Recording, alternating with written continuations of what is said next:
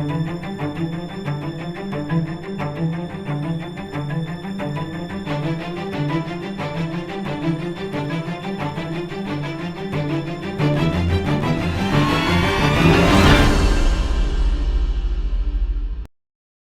welcome to our class.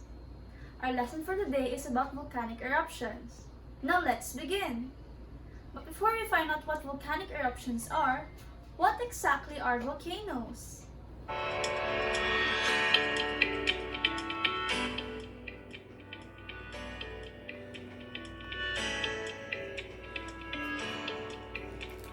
What is a volcano?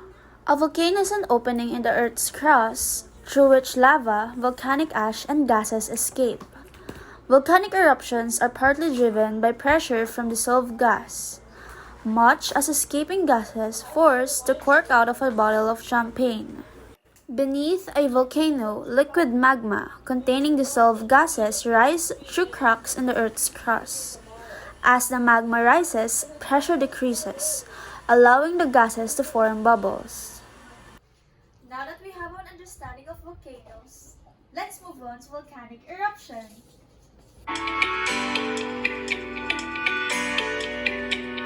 A volcanic eruption is when lava and gas are released from a volcano, sometimes explosively. Volcanoes erupt when molten rock called magma rises to the surface. Magma is formed when the Earth's mantle melts. Melting may happen where tectonic plates are pulling apart or where one plate is pushed down under the another.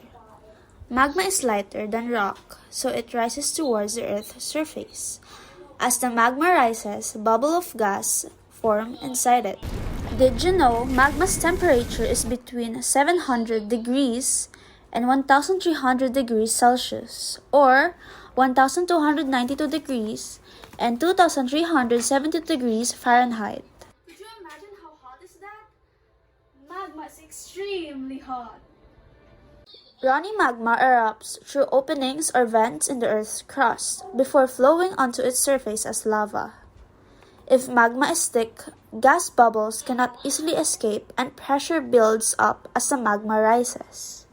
When the pressure is too much, an explosive eruption can happen, which can be dangerous and destructive. Another way an eruption happens is when water underneath the surface interacts with hot magma and creates steam. The experiment today illustrates how rapidly heat can be transferred from lava and for that water to then be transformed to steam. And of course, as steam is produced, the water molecules spread out at a space that takes up 1,000 more times space than in water. As it does so, energy is released. Now that you know how the process of volcanic eruption works, what would you do if you were in a situation where you're at a nearby volcano that's in the process of volcanic eruption? Take it away, Paula! Volcanic eruption safety tips. What to do before, during, and after a volcanic eruption.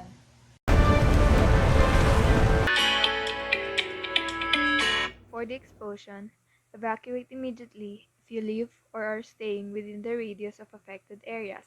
Long before the explosion, affected areas would have been given a warning to evacuate the premises by local government units. Stay tuned to national news and your local community's channel to be on top of the situation and stay informed with local safety plans and evacuation areas, whether it's through local radio, TV news, or official social channels of new outlets. Make sure that you are getting reliable information from trusted sources and not potentially dangerous misinformation from hoax accounts. Prepare an emergency bag in case of evacuation. These should include a mask per person, N95 or makeshift, copies of personal documents, phone and power bank, flashlights and batteries, or candles and matches, 3 gallons of potable water per person, 3 days worth of non-perishable food, hygiene and sanitation items, first aid kit, and maintenance medication. Lastly, that you should include is extra cash. During a volcanic eruption, use an N95 dust mask to protect yourself from pulmonary respiratory injuries and diseases. If these are unavailable, use a damp handkerchief or makeshift one from an old t-shirt. Number 2. Protect your skin and eyes with proper clothing and glasses or goggles. Ashfall is sharp and abrasive, so don't rub if any comes into contact with your skin or eyes. Follow evacuation orders from local authorities. Evacuate early. Make plans to shelter with friends or family if that is a feasible and safe option, or to a public shelter. Check with local authorities to determine which public shelters avoid areas downwind and are open. River valleys downstream of the volcano. Rubble and ash will be carried by the wind and gravity. Take temporary shelter from volcanic ash where you are if you have enough supplies. Cover ventilation openings and seal doors and windows. Wear a mask and maintain a distance of at least 6 feet between yourself and those who are not a part of your household to slow the spread of COVID-19. Volcanic eruption. If you have any breathing problems, avoid contact with ash. Stay indoors until authorities say it is safe to go outside. When cleaning, wear protective clothing. Use appropriate face coverings or masks, and maintain a physical distance of at least 6 feet while working with someone else. Poor air quality can worsen asthma symptoms. People with asthma and/or other lung conditions should take precaution in areas with poor air quality. Children should not help with cleanup efforts. If you have any breathing problems, avoid contact with ash. Stay indoors until authorities say it is safe to go outside. Send text messages or use social media to reach out to family and friends. Phone systems are often busy after disaster. Only make emergency. Did you know one of the diseases that you can get from a volcanic eruption is the longest word, pneumonoultra microscopic silicovolcanoconiosis?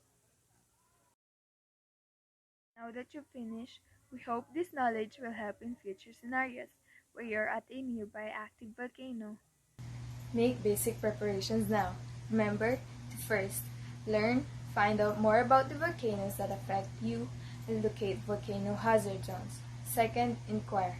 Ask local and state emergency offices, schools, and businesses about evacuation routes and their plans for handling a volcanic emergency. Know how to access information during a crisis and be ready to follow official guidance. Third, prepare. Gather basic emergency provisions. Establish a plan to reunite with family members if you are separated. Don't forget your pets. Now that you are enlightened, share this with others so they will also be enlightened. Breaking news! Many of the residents were shocked yesterday by the sudden eruption of one of the most active volcanoes in the Philippines, Mount Olala. It was around 11 o'clock in the afternoon when the Olala volcano erupted. The eruption of ash was followed by a series of volcanic tremors until it completely exploded. Authorities are warning that a massive eruption could happen at any time. Rescue teams have been working around the clock to get people to safety, especially people in the 14-kilometer danger zone recorded by the Phivolcs. Thousands of people have already been evacuated. Live from Alena, Philippines, a resident asking for help. We need help. My father is sick. We are worried. All of us are struggling with money. We neighbors are just helping each other. A little financial help will mean a lot for us. Please help us. Now we have here the Mayor of Alena, Mayor Jazmine. Good day, Mayor. Thank you for joining us. How would you like to address the recent eruption of Mount Olala and the needs of the residents? How will you minimize the effects of the volcanic eruption? Good day, Inigo.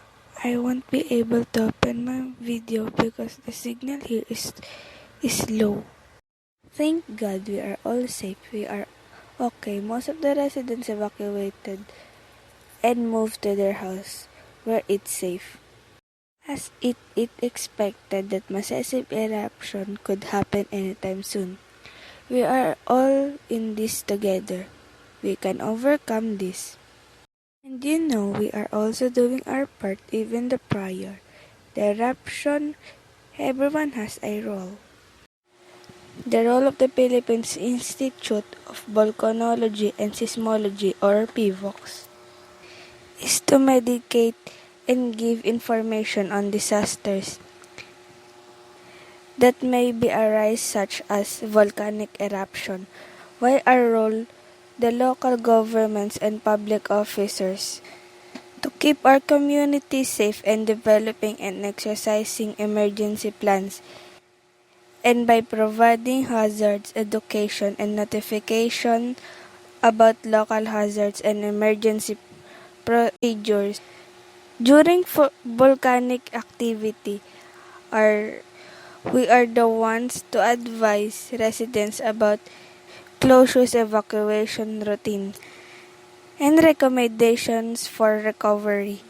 While it is everyone's role so they can make it through a volcanic event with greater safety and less disruption by one. Learning about the hazards where they live or visit to.